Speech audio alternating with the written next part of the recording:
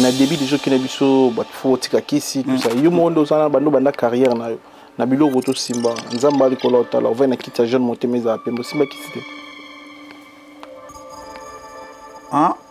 hein maman olobini na bandila ouais kimbangu solo na carrière na yo otikolo mona nganga te ata musulman otikolo mona moto te osenga ekisi pour na succès poto au côté orchestre to pour la protection te na tikala ko mona jamais ba musulman na mona la tu na tu bonga biga en général nganga au tikala ko mona moto to senga quelque chose pour la carrière te nga na kutana na ba koko en plus ngai bato na kutana na bango bato ba mona na raté donc ça veut dire que na simba raté ona ki ndura ba musulman tout nga na sola na bato ba mona na raté est-ce que yo mona nzambe eza banganga est-ce que yo mona da nzambe en vrai dire au simba pekis est-ce que yo nga pena bon na biki ba question eza yo tu vois nga pena to est-ce que yo de mona nzambe nga na kutana jamais na bato na ko kutana musulman na kutana moto na fuka mbache ba boji na biso na kutana na moto o amona na raté yo na lobi au simba kisi to les gars Blaise Boula pena Blaise Boula lokwa papa na yo na sali Blaise Boula ni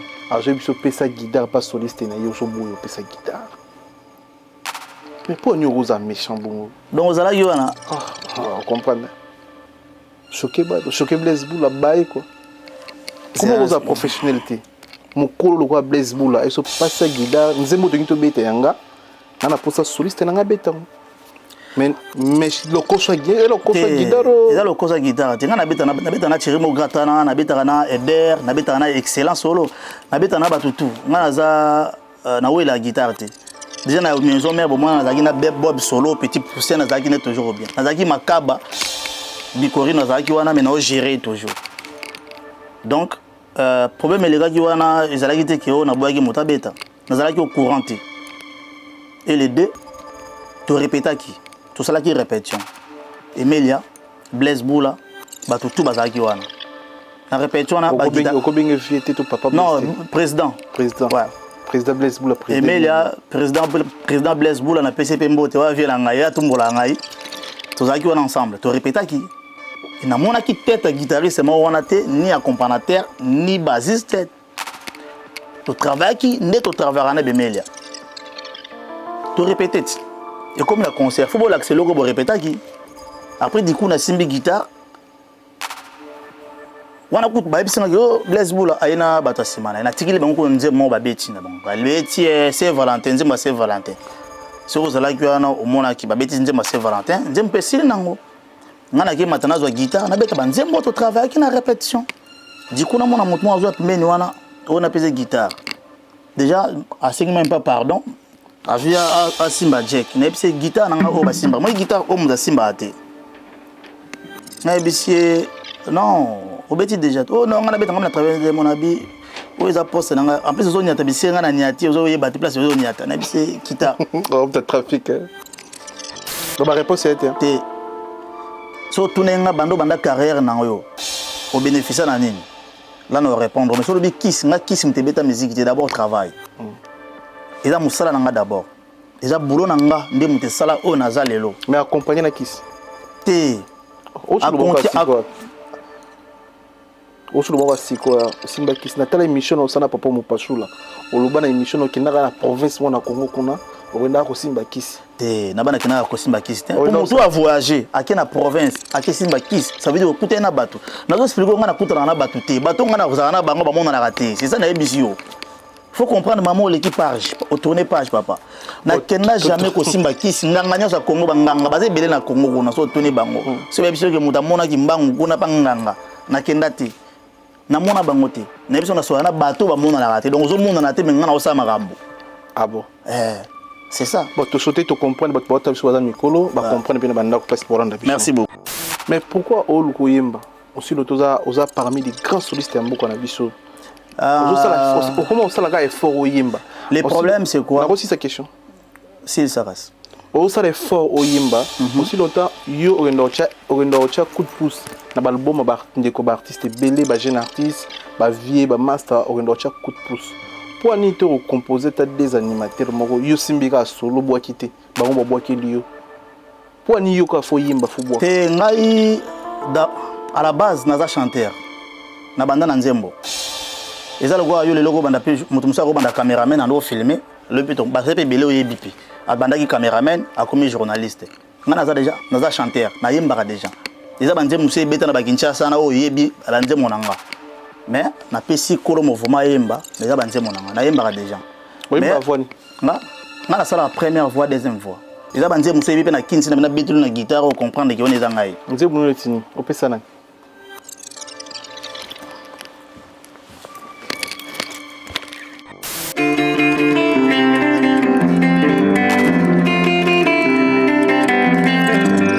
Dieu crée le monde pas trop compliqué. Dieu crée le monde pas trop compliqué. Il crée les cieux, il crée la terre, il crée les animaux pas trop compliqués. Mais l'argent est gabarit pour nous diviser. Avec l'argent, on a créé corruption. Aujourd'hui, sans pognon, on ne peut rien faire. Sans l'argent, on peut te ridiculiser. Et maman Mounoué, na oui, oh. Mougalenga décide de quitter le pays. Oh.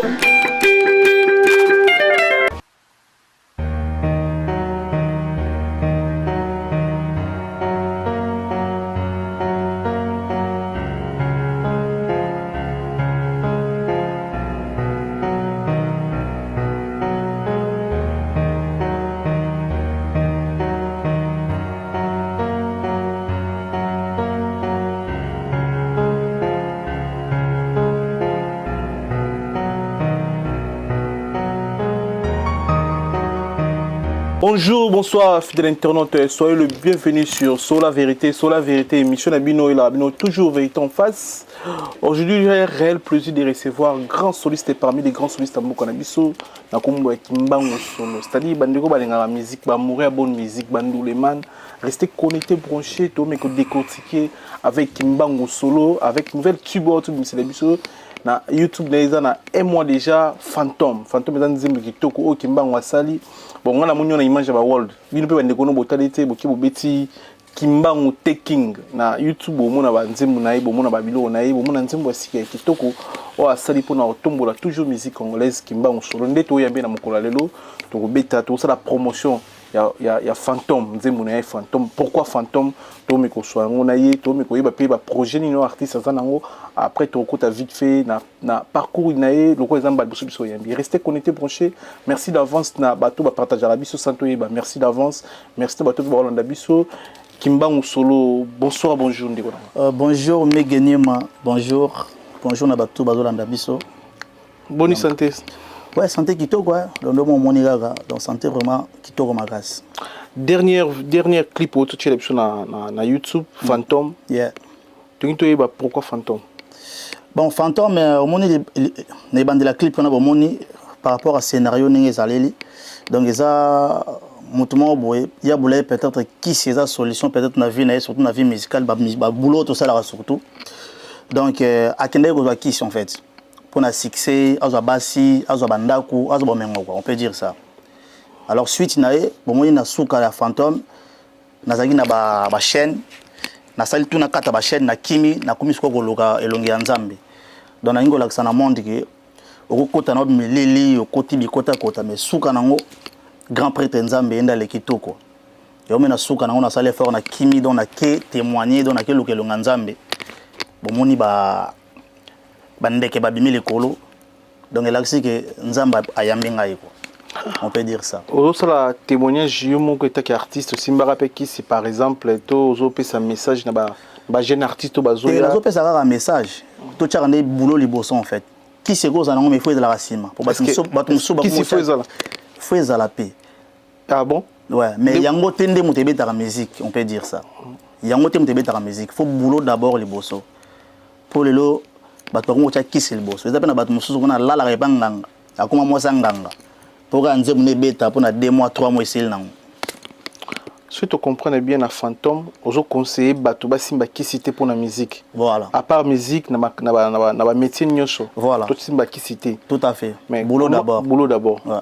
Donc to simba kisité to kis na sima expliquez plus à la clair mon na moi ikenge en fait voilà sur la vérité te on a bien faut na moi ikenge na 8 ans ta la Phantom d'abord bosso eza travail na option un exemple la ngamoko nga naza guitariste na outina l'église tu vois na bana na l'église parcours on a beta ngo trop bato baeba ozomona to na pas Bill Clinton bat ko découvrir que Luxembourg tient na binsa Congo na binsa partout na zaki na kisi ezaki que na simbi makambo pona binisa ezaki musala nanga d'abord mutesala ki bato ba yebake ah jeune mo ba bima zo beta guitare makasi dans na ngolo bani par là donc ça veut dire que ezan lelo ba musicien mususu atata na parcours té ata parcours ezate abeta dans l'orchestre quartier té mais aye alinga banda mbala moko ava banda bakosi eno ke simana okisi ke simana mama minene ozo comprendre yon artiste entre bien artiste ba 3 mois 4 mois asali type mo 1 mois 2 mois 3 mois et sili parce que azana bouloté donc liboso na eza satan daza makasa azo diriger en fait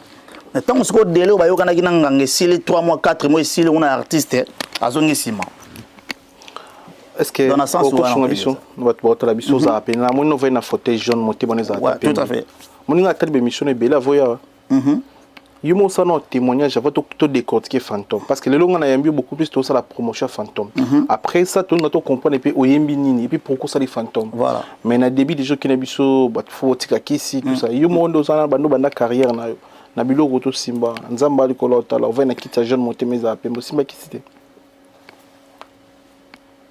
hein eh maman olobini na bandila ouais kimbangu solo na carrière na yo otikalo mona nganga te ata musulman otikalo mona moto te osenga ekisi pona succès poto au côté orchestre to pona protection te na tikala ko mona jamais ba musulman na mona la tu na tu bonga bika en général nganga otikalo mona moto te osenga quelque chose pona carrière na te nga na kutana na ba koko en plus ngai bato na kutana na banza bato ba mona na raté donc ça veut dire que na simba raté ona kindulura ba musulman tout nga na solana bato ba mona na raté est-ce que yo mona nzambe eza banganga est-ce que yo mona da nzambe en vrai dire au simba pekis est-ce que yo nga pena bon na biki ba question eza yo tu vois nga pena to est-ce que yo de mona nzambe nga na kutana jamais na bato na ko kutana musulman na kutana moto na fuka na batie ba boji na biso na kutana na moto o amona na raté yo na lobi au simba kisi to leka to leki na fantôme olingote biso to simba kisi to si longtemps mo simba kisi eza na ba pasteur mo sur église tango midi pourquoi ça la règle moko faut pas qu'on tromper moi si faut que ça la fidèle faut que ça la boue mais ba pasteur wana bango mo ba kolona ngo net so comprendre azote ya mutu abongo amazela na azote ya mutu yo gati na que ngapa na pesa explication pour na faire comprendre yo bien pasteur azote ya mutu ne mundimi na écoute na kata église ayebi nzambe koleka pasteur lelo to mo ba pasteur musomona pour pasteur abimi pe boye pour pasteur abongami na ya komina na mokili na kala ando kosa biso tozolanda mais lelo to comprendre que azai na monde na biso donc pour te dire que okope sa moto conseiller moto musu maman musu robota mo anaza ndumba akolinga te mwana ke sa ki ndumba o comprendre donc asala ki ndumba lesa mwana bokola mwana na mwana ki ndumba mais conseil ando pesa mwana nga fotanga classe il faut la nzela bien osala ki ndumba te au bénéfice ni na kisi aussi la musique non oh papa pour yo eso ya minga bona makisi to so la fantôme obi ke fantôme wana loba ona na lingala titre fantôme nzemu ndo ça to so la nzemu na autre fantôme yo muto biso titre fantôme na kata vidéo ya fantôme osali makama ba fantôme na kati to mona ma misu e makila to mona bato ba mela maso makila to mona ba réalité to sali yo muto sali nzemu fantôme yo moko le longa na yembi etaki artiste to sala promotion ya fantôme on a des histoires ya musicien congolais on a beti on na yebi mais na kotanga kombote zaki juste message na pesa ki mais face à l'effort longa na makambo wana mais yo moko si longtemps yo moko za la kisi papa obete musique ya kisi comment yo lingo olongola potinaliso moningo si longtemps pas na moko eza et bien émission bandon ba mona mama kisi donc ndenga na kota na ba bougie awa émission oyo to bandi ngo na promotion ya fantôme oyo nzembo yo sali est-ce mission de kasi na pesa explication na ke musika te opesi biso explication biso to yeba nzembo wana oyembi yango lelo komo dévoiler que oyembi pona moto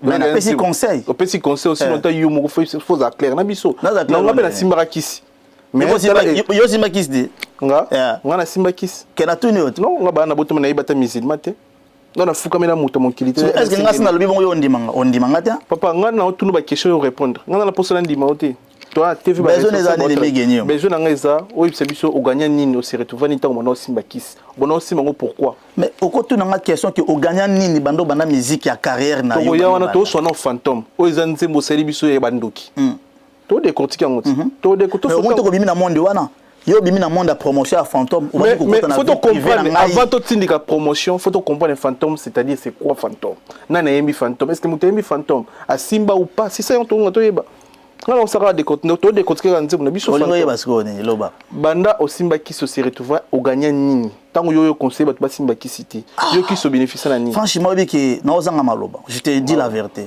ba réponse était so tunenga bando banda carrière na yo au bénéficie na nini là nous répondre mais sur le kiss nga kiss mtebeta musique c'est d'abord travail et là musala nanga d'abord et ça boulot nanga ndé muté sala o naza lelo mais accompagner na kiss te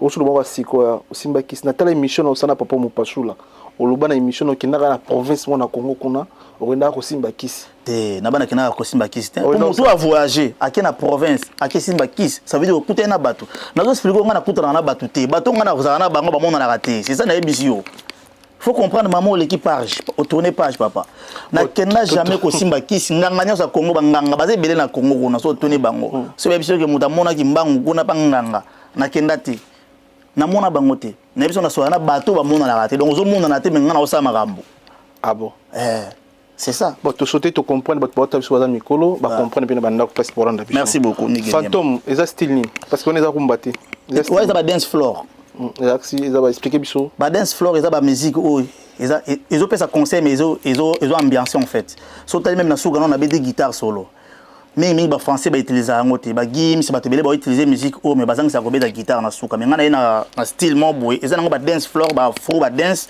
mais nazo ba kisanga guitare congolais o biso do benga na monoko la biso seben donc différence na on a yangwana yango moni boyo ka kala mingi te ba artiste na biso boye bien minene awa boyo ka ba nzembo na bango bondo ka ba solo parce que nako dévoiler ngo siko teza en cours non parce que nazo signer contrat bientôt ils ont la label moi munene awa donc je crois que c'est au makambo esili na yana yo na émission awa boye ba na label nini naza pona ba artiste tout ba na Europe awa ngam na lobetela bango ça ba projet na bango eza vraiment projet moko eza sérieux ba maison de disque minene awa na France donc si Dieu levé na bien si Dieu levé so nzamba lingi donc même dans 2 semaines dans 3 semaines au mona nga awa na ba papier makambo tout na yo na label nini naza na France voilà fantôme au travail on a banane fantôme na travaillé ngonga moko et na travaillé na parolier c'est fou aza parolier auto travailler na etilelo na PC mbote kota azali mon frère c'est Fusquin il aime ta parler nanga ba idée nangai mais abaxi mayele ndenge za la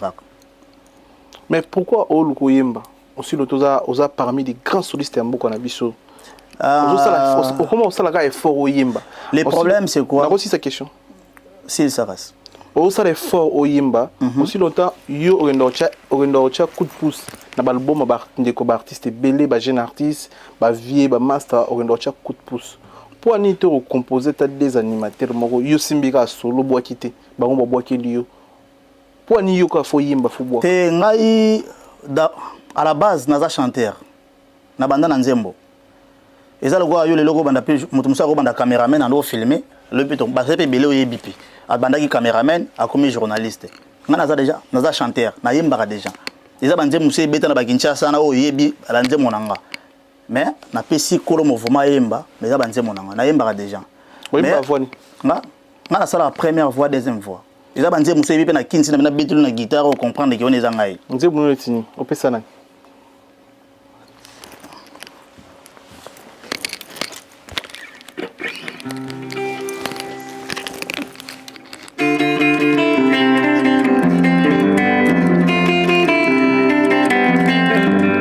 Dieu créa le monde pas trop compliqué. Dieu créa le monde pas trop compliqué. Il créa les cieux, il créa la terre, il créa les animaux pas trop compliqués. Mais l'argent est gabarit pour nous diviser. Avec l'argent, on a créé corruption. Aujourd'hui, sans pognon, on ne peut rien faire. Sans l'argent, on peut te ridiculiser. Et maman Mounoué, na oui, oh. Mugalenga décide de quitter le pays.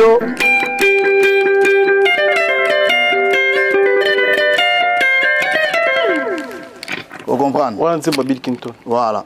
Yo mto pesa. Donc on a papa na ngana pesa mbote. Donc na biso na travailler trop na musique à Congo. O tekela yo pesa. Voilà.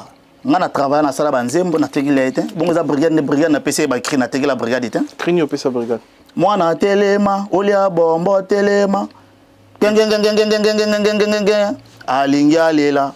Yo moine, alelisa kanga. Tout ça c'est moi. Obando kotanga PC. Au kota PC te mo kota ngungi na litoyi papa. Nazo yebiso ma vérité papa. Osolianga cerveau. Brigade za na France. Ona mutu na ngato travers ba tout ba yebi. Ngato na yo wenge na yo kuta brigade na kuti bango tout. Mais c'est ce qu'on fait na makambo. Pour nga na Bill Clinton boyebi na sala ba cribelé pa Bill Clinton. Bit ba modinda. Na sala blo ebele. Na palpitation totale, c'est moi. Alors toi na yaki na longé pas Bill, ils ont blo mususu o fallait na pesa Bill. Na ye na mimi longo brigade. Ils ont blo ebele. Toi na blo ebele to beta papa. Donc ngaku des ko loba ko te. So tane be mission ma mututu ba preuve na ngato ezala ba o to ngam na ya nango.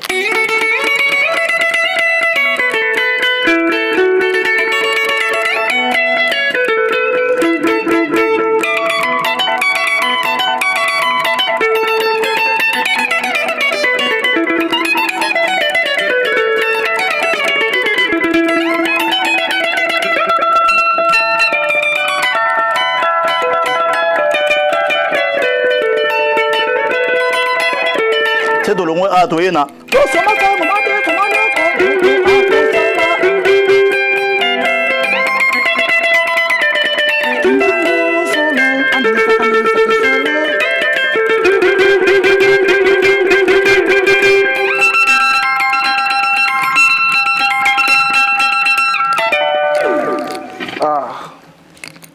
Vous comprenez? Donc voilà, les preuves et Ali. Donc, il y a un plan pour te dire que nous sommes créateurs, nous créateurs. Le on a le bango, so ingai, nous avons une maison mère, nous avons l'autre sur la naoboy, mais tous on a un cri phare na wengi. Si vous avez cri phare, te, cri phare papa.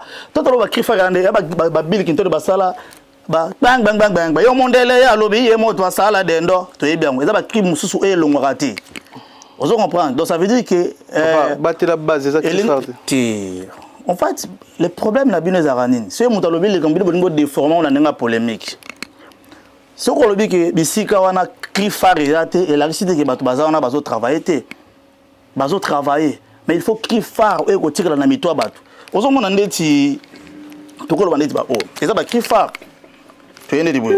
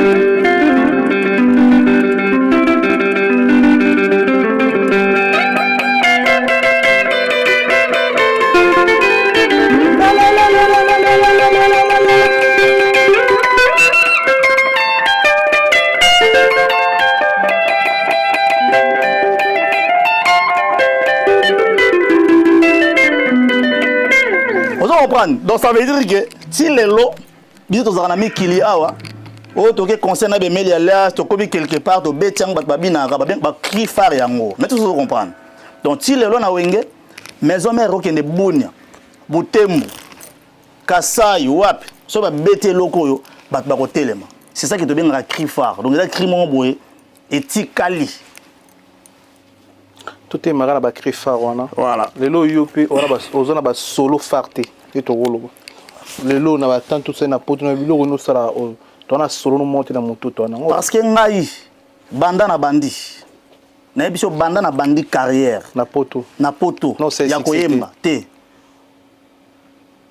poso to bima ma succès na lelo na Congo solo c'est moi dans na succès ko le kimbango solo ati je te dis la vérité na wala makama yo mo zela que yo na zo bisa bilo succès wala vu tout ça succès na judge zela wala bisa na beta wala vu mta yimbi judge kuna solo beta to yoka ngote to na beta kasi fo ba jada fo ngaiti na beta ngaiti donc ça veut dire que ngabilo nos na beta et simba ngana za eloko moto na beta et simba na beta jada et simba solo phare na beta Chimoki à Fabregas et simba solo phare loko na mo ezate ya ona aussi singa si ça ngab depuis na bandi carrière depuis na bandi koyemba nanu na beti générique té vous comprendre mais na pesi avant goût na poussa na to vanda na pa Emile alias na générique poussa na to vanda ezobi ma je crois que kala mingi té wa ba na sakani mabe na beti ba chinois na bakison un peu na ba indien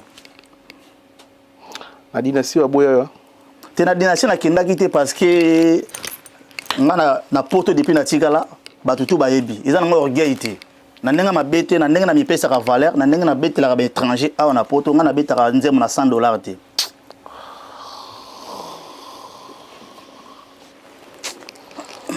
mbango oba impese ko ta wote babenga kiyo na $100 na dynastie oza chérie kasi yamba ba guitariste ko babenga ki out na plateau ezaka out yo na mincho migi nyema mincho bat ba otala yo obengi ba guitariste ba beti na dynastie obengi bango ba pesi bango combien et ande te modolo ko nga déjà na ezela nan avec $100 wa sur Michel Baz bon na ebité relation na on a faire ouais peut-être c'est ma relation ce qui a na faire azana relation peut-être na faire à Tali Michel Baz pas da mutamukete aza quand même artiste moi monene tu vois donc ça veut dire que si va sola qui na faire peut-être faire à libérer qui mais nga na ebi bato ba beti na ba $100 donc ça le ngai na démarrer voiture déjà voiture na kota carburant à €100 déjà na longwe na viré châtillon na 91 na eti a na marcade na yoko beta nzembo pesi ngai $100 mais chanter raté nzembo na 8 000 €, 12 000. Ozo mo déjà manque de respect. banzembo na ka na projet na monene ba mbongo pesi ba chanter pour banzembo 8 000 mais ngana obité ba pesi ba 8 000 na pesi exemple mais je pense pas que za 8 000 ko za ba 10 000 ba 11 000 même ata 10 000 ya muke eza muke wapi mki ba masa wote banzembo na ba 30 000 ba 50 000 même pas 30 000 na za tovana papa tovana na poto kwa muta poto na opeza 30 000 ba yembe nzembo na poto salaire à 1200 papa ngana o shwana yo ba masa wote héritier te ka nzembo ba 30 000 50 000 héritier na kino kana wenye na bino parce que mina cha fali bato basomba nzembo héritier te ka nzembo 50 000 moto asoma la na 50 000 moto asoma nzembo pe héritier na 50 000 30 000 moto na fo famille na yaza ndoki ah bah oui comment c'est possible na Kinshasa na lopango to na ndako to soma ndako osoma nzembo na $30 000 oza chor ngana conseiller bino bosomba raté bozo mvwa misabiso parce que yo comment osoma nzembo na $30 000 na ndako na Kinshasa oza na lopango te eza normalité papa yo bi bato héritier emba eza normalité bana mapango baba tambo ba tete ndai papa ba Daniel Massaro sur $30 000 on a soit de la attends est-ce que ebi que $30 000 est-ce que ebi $30 000 on a bi combien de ndako ko nourrir na bumbo mais bino bo vivre ndeni ta mo ma mozo sala so so manzi na combien to vivre na bi mi gim sa te ka nzembo mais faut se comprendre gim sa te ka nzembo dajo te ka nzembo naza te ka nzembo non mission falia ezate ka foyer mba moto non faut beta ba concert relais ça yo conseil relais ça yo tozongi na dynastie ngana papa beta mama papa dynastie fantôme ngana osa pour moi ça album et papa c'est plutôt vérité abo faire rigolo les padres producteurs pas pio $100 pour beta ah non on dit bien anti parce que biso na benga ki biso biso ato sur la vérité nga otanga koma moto te wesa c'est na komosa pour moi ça moto to likila manga nga za mama dynastie otuninga question obet na dynastie te pour na pesio raison na binga na zwa $100 te na nzembo même ata bato beta musique o baba musique chrétien ba yebi c'est obengi kimbango o préparer kimbango ça peut conscient que nous allons parmi ba solistes au babo ma musique congolaise ba soso ba musique na congolaise ça parmi ba tête d'affiche de lo surtout quand ba ndoki musique monsieur Koufi to sélectionner ba soliste aux anga tebi na sens ni en fait le pays lelo soki babi musique na biso ekufi mais bato vandi ebi tende to boto kanisa ko banani babomi musique soki totia na liste basoliste oyo babomi musique congolaise oza parmi. Est-ce que basoliste baboma musique congolaise ba leader exemple to décortiquer pesa un exemple oza parmi parce que lelo oza grand soliste omoni lelo misapina wana eza makambo bien matoi na biso esepela. Merci. Otiki ba mama na ba œuvre na balbum lokwa Malewa Chikimba ba pesa to soda pa pesa total ba bon pikiliki lelo oyo ba générique muso zo simbate parce que kimbango azate to lo ba vérité ah ton a la vérité lelo oyo ton a ba générique ebele zo simbate na musique na biso parce qu'il y a pas de kimbango là dedans parce que tango kimbango azalaka to senti pina te solo e beta tango flamme kapa ya zalaka to senti pina te solo zo beta mais lelo ton bino ba grand bondi motika na poto pona malili botiki musana bino oyo osa makambo na yo moko esimbate parce que lelo ngana ko flatter te natali ba plan na obeta ba plan na bien mais okoma te na niveau photo joyeux na niveau zalaki pa wera so na niveau zaka pa bil que soko beti na bat na Chine bébé ki mbango mota beti mais lelo tongo décider tika na poto oso de dokit pourquoi pas région de l'Eurasie de la forêt pourquoi pas zonga na bil bon travail. Merci pour la question. Merci pour la question. Franchement, on t'a posé la question à Boué. En plus, on a serré dans les opposants. Vous avez expliqué le mot. C'est bien. Oui, tant qu'on a qui pas il y a Bill Clinton. Déjà, on n'a pas Bill. On avait un Bill dans ma campagne, on avait un Ngoma. Tu vas y trop. Après, on a eu le Longwa, on a commis au foot là na Rigini. Donc ça veut dire que nous avons une responsabilité mon côté. Nous devons comprendre, ma charge, on peut dire ça. Quand on va parler du roi de la forêt, pas ouvrir en son, on a passé une beauté. Tant qu'on a une pototé, ma charge est acquittée. Ma charge est acquittée dans le foot, mais et bien quand c'est mon petit poteau, aux zones Kinshasa, conditions à souder mon sous. Quand on a dit dans la kin, on a une pototé, voiture est recouverte, on a côté dans un taxi. Na côté na pe combi et puis au fini na pe systématique mais par rapport à succès le roi de la forêt ya fulinga so makasi amemenga na mikil to beti Zénith de Paris ba mission tout batika na poto les seuls moto azonga nga na Congo.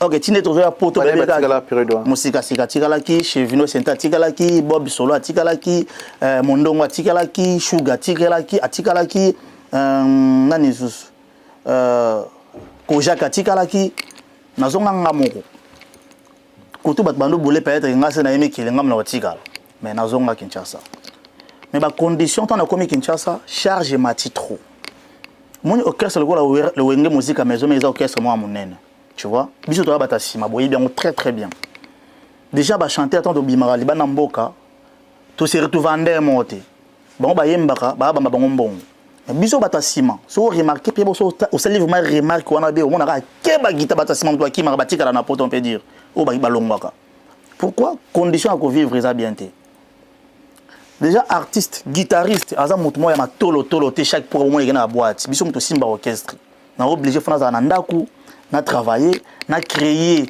na sala pour na mouvement to luka ba racine na tante ya ko tsenga ba mbongo ba tete ndai ba na tout. Alors, tant que soliste à vendre bon, il faut soutenir. Le on a conseil na opesa na bon na ya histoire na juste na pesa conseil na ba leader au tout baza. Ba guitariste, soliste, azo le bébé na mouvement. Il faut bozo en charge. Ata ya mingité, so zo foute la motata bisika vandaka. Ata loyer place à vandaka.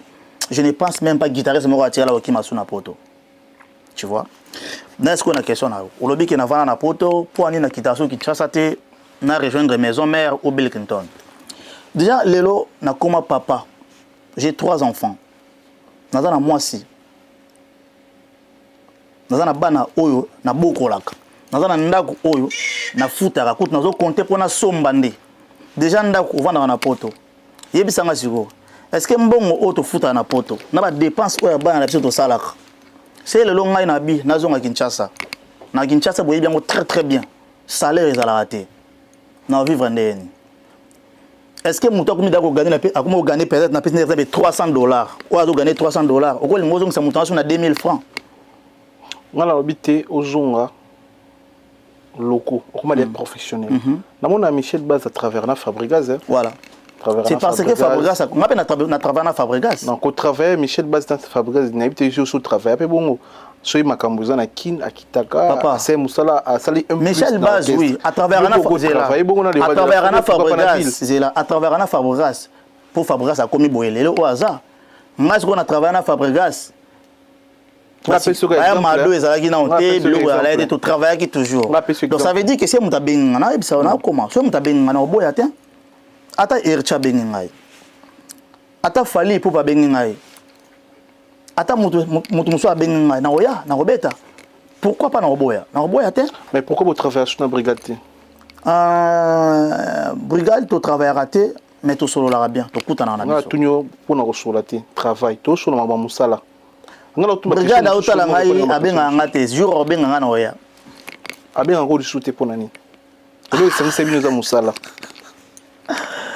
azana bokipation na ngai na bokipation na ngai c'est ça le problème très impoli n'était sur mbali bosona epsongo bata gelani ba traiter yo oza très impoli ngana finga déjà nani bon ngada ebité ya ba master noka ba ebisi pour na vali na benga ka pena ngana benga yo otuna papa mu passo na tozakane air ndio na finga déjà nani biso tozakana na musique té ba traiter musicalement parlant na ba collègue na yo na ba vie na manka déjà nani ndio oza très impoli c'est ça parmi ba raison oyo brigade benga na orchestre na poto brigade benga na orchestre na poto on doit beta na orchestre na brigade na poto dans l'orchestre oh yo tant on que beta ba concert na chelungi na yo na comprendre le bino ba journaliste boye ba information en plus boye ba mambolo barate expliquer aux na plateau aux fonder loko ya ko fonder comment ko fonder loko boye tant ba tchaka fiche ba brigade beta to concert la brigade to kuta yo ozo beta to kuti libaya azo beta au moins siko yango ba bazo landa biso migenie ma question oyo a fondango awa depuis brigade atika na poto ngane na to beta podium morte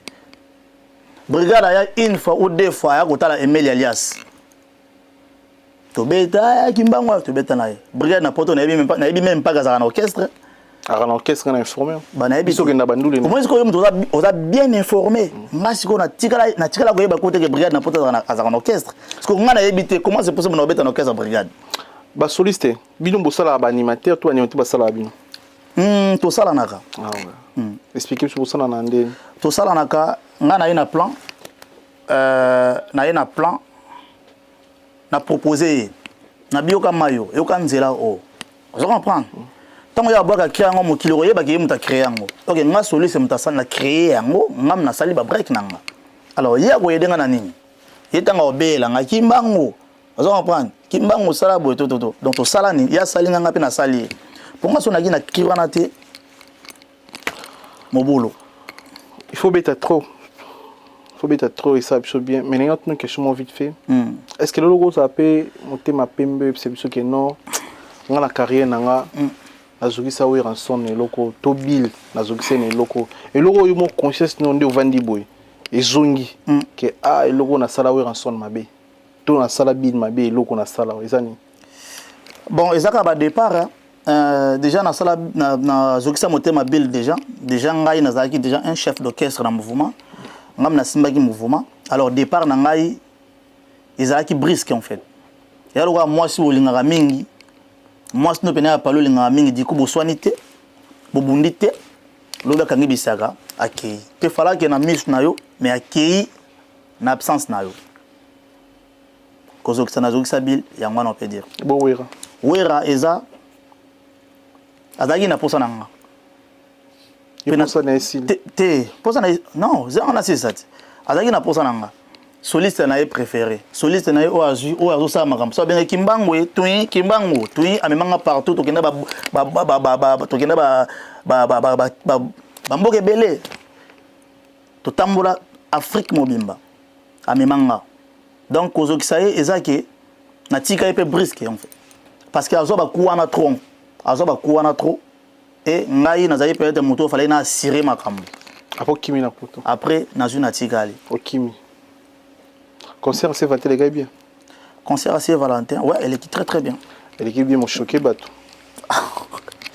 migoni malelo yela ngai o tongo mabe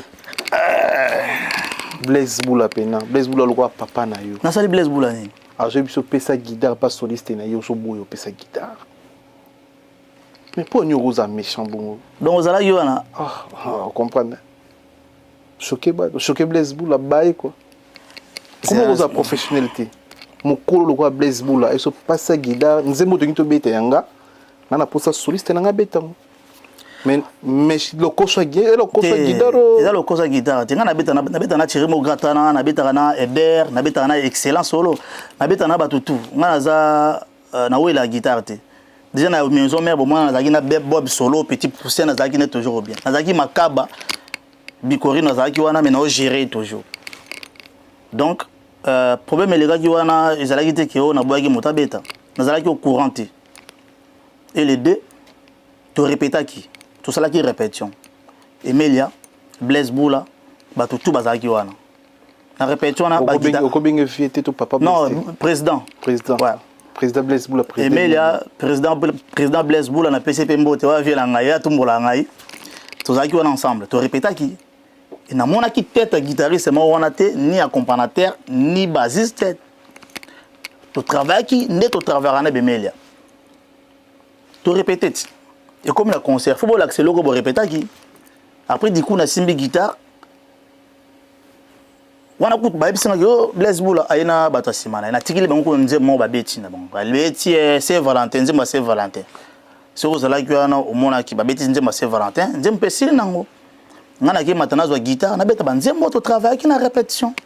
Du coup na mona moto zo pembeni wana on a pesé guitare. Déjà à ce même pas pardon. Avia a Simba Jack, na ebise guitare nanga o ba Simba. Moi guitare o mu Simba ate. Na ebise non, obeti déjà. Oh non, on a bête na travailler de mon abi. O eza poste nanga. En plus ozo nyata bise nga na nyati ozo yeba place ozo nyata. Na ebise guitare. Oh, peut-être trafic. Après na mona respecta qui peut a respecta qui après a déplacer. Après Blaise Boula yimo ga sur PC. Te Blaise Boula lobe lotin. Ah Blaise Boula lobe. Lobe lotin. Ah lobani. On a poste nanga poste Blaise Boula te mi côté. Ezaki poste na ngai. Maintenant on dit mon. Attends moi 10 minutes quoi. Avant tout la vidéo, tout bon bien qui. Ezaki nze onene. Ezaki vers la fin. Ezaki nini. Pardon.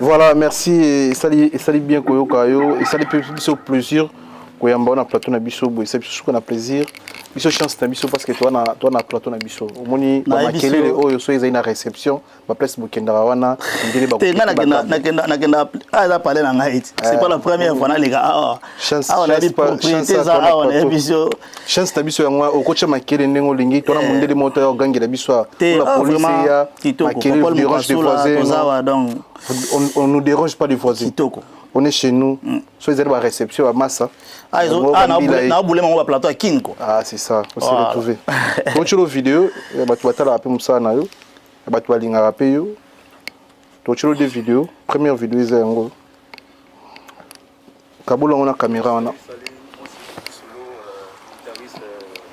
attends non mais tu le vois donc Guy Solo à Paris pour mon baboulou ya groupe. Donc, on a profité pour moi, question mouké, na collègue Nangaï Kimbango, que je respecte beaucoup. Donc, j'avais appris qu'il fallait qu'on ait une émission de l'eau.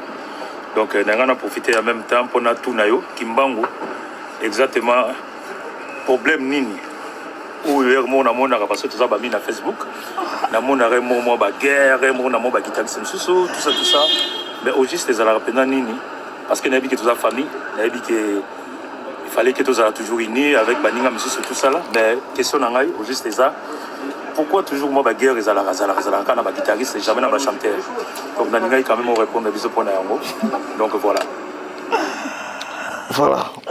On a vidéo tout garder là qui vidéo surprise. Ogi Solo, on a grand guitariste, on a guitariste à fiche de paye. Voilà. Il y a des petits gars de Koutana. Pour une année, tu mets ta musique à fiche de paye. Ogi Solo, on a PC Mbo de Kotazali. Il y a un tableau à Magie System, tout. A PC Mbo de Kotazali. Donc, nous allons répondre à la question à Ogi Solo. Non, on a un guitariste. C'est un des bons moments où mais il faut comprendre que Kolanda bango eza ko fula bango. Yango moi na comme na silence, mais Kolona comme na système ya Kara ya Kabila. Ata moto tumboli ngai Kara ya Kabila. Donc mon frère Ogi Solo, o tira go yoka ngol sauter mon frère. Yebi ndenga zana batutu, na solana batutu bien. Ils ont des petits muso amike ba yebarati batu batikile bango nzela faut respect za la ramère. Respect zate. Bon.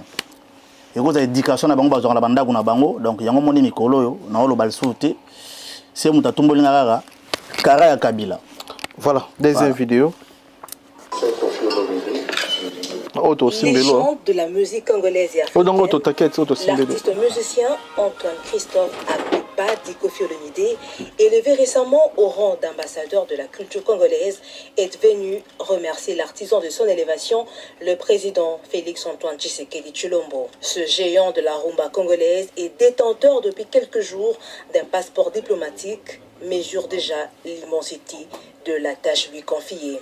J'ai eu la chance et l'honneur d'être reçu par le premier des Congolais qui a bien voulu m'octroyer un passeport diplomatique au titre d'ambassadeur de la culture du Congo. Et pour ça, je suis venu lui dire merci du fond du cœur. Je me sens imbu de la responsabilité d'être correct, de me comporter beaucoup plus dignement que je ne le faisais en tant qu'ambassadeur de la culture. Pour le reste, je suis un bébé ambassadeur. Donc je vais demander aux experts en la matière d'accepter de me rencontrer pour que je m'imprègne de la valeur d'un ambassadeur digne de ce nom. J'ai ma petite idée, mais je suis... Kofi Olomide a mérité à l'ambassadeur de la culture et de la musique. Ce qu'il a mérité? Ce qu'il a mérité, c'est non Kimba. Ah bah oui, il a mérité. Après le reste, c'est à lui d'apprendre. Donc les a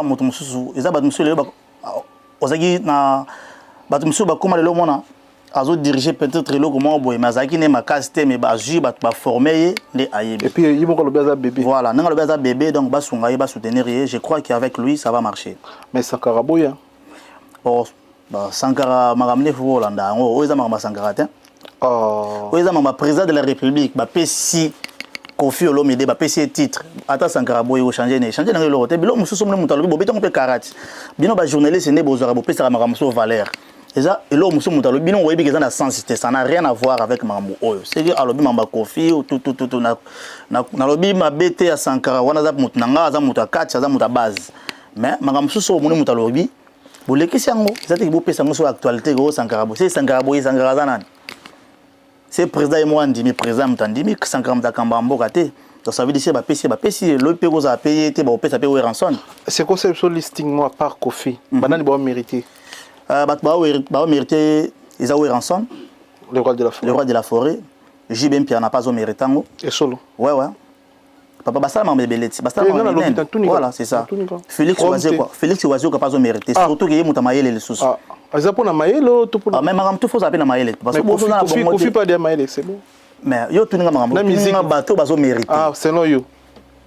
Kofi déjà joué en haut. Ça veut dire que Moto va PC déjà mérité. Jibazo mérité. Oui, mérité. Oui, Ranson a mérité. Oazio a mérité. Après. Fallait pour pas mérité. Ouais. Voilà. Ah, bon héritier. Hein? Héritier. Ah, papa. A mérité. Beau ferré. azo mérité bon pour autant que bon te fait un rappel kasi bon ba mise ba yebele bo sana no tanga ba to combien de mise na Congo ba tchala mona ba ali ye bisi ngana tanga 4 3 personnes tanga le 3 non la cité ba mise ngana biso tangila tanga le cité mais héritier pe de ko chepe non te pour héritier ba ni carrière na esika na carrière solo to ko chepe na ni carrière sika déjà mais je te dis la vérité azarade ambassadeur à tourisme ndeko no frère na wengi yo tuninga héritier sali so trop na wengi yo skolo mo mona nga polémique héritier za ndeko na ngai asunyo trop na wengi héritier sunga na nini papa botika mamusu komi ko nyama héritier sungi ngai aleka na émission biso ka sunganga sana kota na maison me na fanda na ndaka motute moi ça mutati nga ndunda na wenzete nalala na musa mission mo te ya wenge donc na kota na wenge na za na ndaku na nga na yana na gimba mala na nga voiture donc voilà mutali sanga na wenge ate on remercie Ranson pour me na poto pour comme lelo na za boiza grâce à Ranson on peut dire ça. Merci Ezaki Kimbangu na sur la vérité à mukolo lelo Kimbangu photo bon c'est chemise sapito zo biloko au sang c'est so biloko kalane sika parce que na to biso a to za na plateau vraiment to na plateau za la les ni atango to ba voisin ba yoka a to na réception te ça biso na plaisir mais réception minute mukena na remixer Jimmy Chimanga port de la Chapelle sur que Belgique ba condition bien Jimmy Chimanga port de la Chapelle et Ventumba na kati en vex patron na kati en vex to pesi mbote to pesi les tout puissant junior bongongo Union européenne Kimbangu les tout puissants junior bongongo Union européenne Chancel Mbemba des milliers to pesi mbote Gelor Kanga motema malor to pesi mbote venanga Flavie Panda grand frère merci pour tout na soutien ça la pona biso Kelly Tsumbu Orgeps de Paris Masananga Mario Monsolo de Orgeps de Paris Kelly Tsumbu ozomona na te azana e Kelly Tsumbu aza Orgeps de Panama de Paris venanga Flavie Panda merci pour tout to conseiller bande ko nyonso o bazala posa o chambongo na Angola mbongo ki na Angola mbongo ki ndikin agence ezamoko Africa Business Center mbongo contre mbongo c'est-à-dire eza souka na agence ya fret et ma mbongo donc bo pesa bango confiance eza na Paris eza na Allemagne eza na Suisse eza na Belgique eza na Londres eza partout donc Africa Business Center eza y avait na biso Jean-Claude Mabanzo topesi mbote Jean-Claude Mabanzo na kata Suisse grand prêtre Jean-Claude Mabanzo topesi mbote na kata Suisse agence ya kitoko pona kocha mbongo na Angola na Kin eza partout awa na France na Belgique na Suisse na Allemagne pe na Londres Kimbangu to finir émission na bazo mo elo rasika to elo rapusa to vendre voilà mais na koma ko banga ne ko beta bilo rasika point parce que ils ont des disques moi bimina Kinshasa ba beti ba solo na ngai ndeti yana Robino c'est pas la peine Robino te toi tu bois micro te na robate mais na obeta on émission non parce qu'ils ont l'identité pour le biso boyo on pas bateau webi ki les gars dans émission mi gonyema obetspe o ba yibi on voilà on remercie ba mo te bato na opena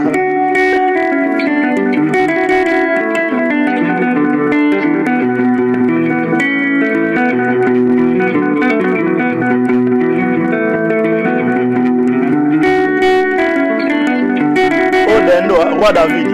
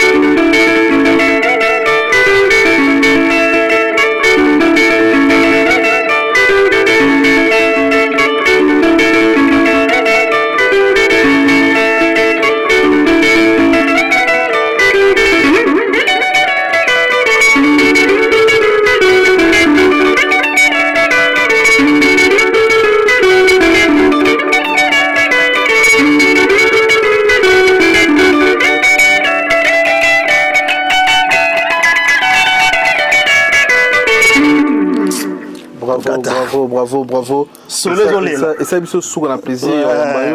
On a habité par remerciement, par projet nous anini. Ouais, projet à mon corps. Donc, chaque année, malgré la musique, na pensé à Nambour, à Nangaï, pour les Congo. Batutu baebi, bana Beni, bana Est, on a micro, on a combo les messagers. Donc, malgré tout ce cas, malgré tout ce lia, mais photos yébake, tout ça na matanga na Congo tous les jours. Tout ce qu'on fait la maman na matadi kibala. Donc, na pesi ba mes condoléances, na ba famille tout, on va perdre bande na bango. Donc, j'ai pensé à vous. Donc, karaté, nous avons préparé single moroboé pour na bino. Comment on pourquoi bozo le batté. Donc voilà, on a pensé à toi Esther, on a pensé à ma famille où bazo souffrir, ma famille oyo lelo oyo. Bazana bopito, bambongo ya kobima ya kofuta pon ba bima ezate, mais zana bato bazo sakana na mbongo na Congo. Ezana bato bazo boka mbongo na ba boîte, bato bazo ba jeep, mais Congolais bazo souffrir. Yango moi na pensé message oyo, on a dit na lancer au calamité, na za pas junior Kadia, na PC mbote ko tazali. Donc on a aussi sanzem wana lelo. Titre nango pourquoi bozo lo baté. Voilà, et comme ceux qui osent là, boyoka milangi, boyoka solo, ya kimbangu, lala dendo zoya avec Emile alias Roi David muta animé, donc restez connectés, nous connaissons ça c'est la ramsala bien. Toyoka sou milangi kotwana Emile alias topé sembo te soka Hollande biso. Plan de vidéo. Pour ça to vanda. Té générique on a des. Générique pour ça to vanda dendo, et ça déjà na nzungu, to lambango. Donc je crois que toi na répétition, j'ai dit oh, on samedi oh, to za na. Bafana bima na président Emile alias. Donc faut ça. Benga auto poser. Solo de. Na classe au PV. Brenga. Jimmy Chimanga Fabima, Ivan Tumba Fabima to solo. Boyoka ba Jires enseignant au Boaka, boyoka Doudou Bass. Bon. Il est Cambodge na Drôme. Normalement déjà Netio Beta, il est là ça na Drôme. Il est là Zali. Roi David. Emile alias. Yankewe na Mbonda. Emile alias. Donc na épisode générique wana te franchement. Ya Norolies no bengo tout à l'heure. Tu vas pêcher une chance. Pour ça na to vanda eza orchestre mon bona minute on a kilo autres zo betela même c'est bo chabiso na bato bana Kinshasa pour comprendre que toi un équilibre. Ah bon. Pour battre belé ba lo ba ke pota cimetière ba musicien. Mais tout ça na projet belé na Emile alias pour projet parce que wenge pour ça to vanda munam tana ba projet na ye. Mais on est à quoi base mo ba projet collectif. C'est ça. Tu vois, tout ça wana. Mais na yebi ke ba projet bezali na Emelia. Donc to za ba Kinshasa on a calamité. Norolies no bengo. Place ba comprendre que oui poto eza cimetière ba Fabima wana na Ivan Tumba. Papa na kilo moko eza wana nanga moko. Tala kana na nzala ça fait 10 ans. Obetate. Banana beta na komeka banana beta logo. Beta. Banana beta bon oh tilelo.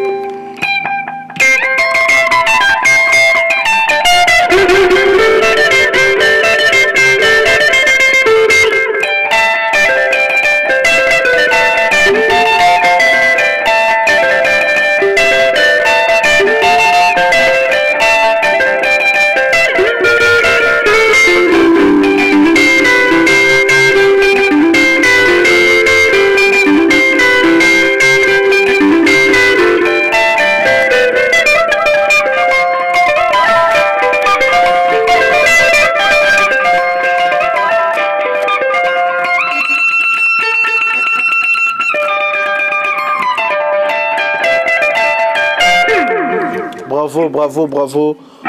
Merci Manderutu balandi biso, merci na Banderutu ba otala biso ba soliste ba bassiste ba accompagnateur émission na bino yango guidar satambola na guidar. Boko kende émission te ba biso ka loba, guidar sa loba na maboko. Elengi na biso yango chance na biso yango parce que toza na plateau, aiza na réception te muto biso te ko na guidar te makela te ate. Après to na plateau. Donc faut ba ya marabino we na guidar ya ka loba. Ils ont moins cher quoi. Moi bah remerciement na bato batalio na bato chini. Ouais, na remercier bato balandi biso nga vraiment pour moi toza na deuil. Donc na obora vraiment batute mais toza na deuil. Deuil ça veut dire que toza na makile uto tanga na mboka. Donc nazaka na mawana famille tout o ba kufela ki ba bango na matadi kibala. Donc voilà, juste ka okunga na roba na suka courage. Donc bozela pourquoi bozolo baté kalamingti. Merci pour nous honorer invitation à Bisso. Merci. Et puis bon pour ce moment de bon monde maman a parlé quoi. Ah ouais. Fana ba beauté mère chef, maman a David, Jefana, Danaël. Donc tout le monde est aux aïna mère na c'est Valentin. Surprise peso ya kalati. Ouais. Et ça la minute a OK signé. Ah ouais. Voilà. C'est bon, merci très cher internaute, merci fidèle internaute.